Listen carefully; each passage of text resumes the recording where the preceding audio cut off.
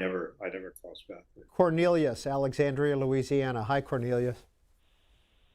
Hi, Peter and Lance, and thank God for In-Depth and Book TV and C-SPAN too.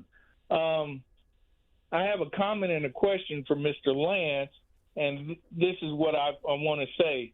One of our local historians here in Alexandria, Louisiana, found a black fellow that found a tape of Martin Luther King speaking at our Rapides Parish Coliseum in November of 1968, and I was only 5 years old, but both my mom and dad went, even though they were threatened and stuff not to go or they would lose their jobs and stuff like that.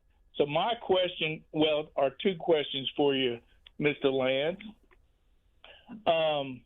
Being an African-American and being Black History Month, did you ever cover Martin Luther King or any black historians during the 1960s and 70s? And that's my question. God bless you, and God bless America. Thank you, Cornelius. Thank you, Cornelius. First of all, I think you made a slip of the tongue.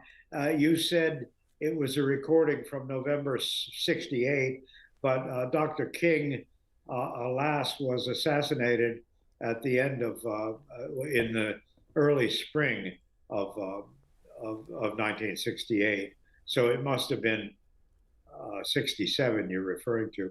To answer your question, my father worked for years for Nelson Rockefeller, and it wasn't generally known that the Rockefeller family did a great deal to support Morehouse College and other historically black colleges in the South. And he also supported Dr. King's Southern Christian Leadership Conference. And my father, one of my father's duties working for Nelson Rockefeller, he was a sort of political advisor and press secretary and speechwriter, but also one of the things he did was to coordinate with the SCLC.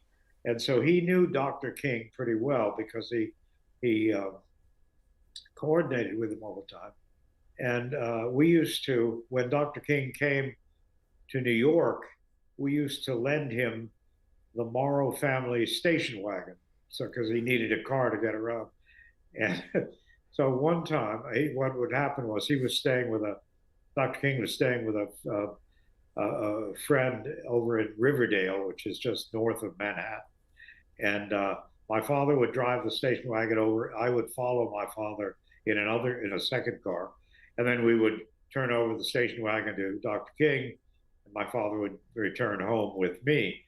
And one day, Dr. King returned the the Ford station wagon with a dent in the side. He was mortified about it. He said, "Oh, I want to get this fixed right away." And of course, we said, "Don't you dare get that fixed. That dent is the Martin Luther King dent, and we'll save that as a great historical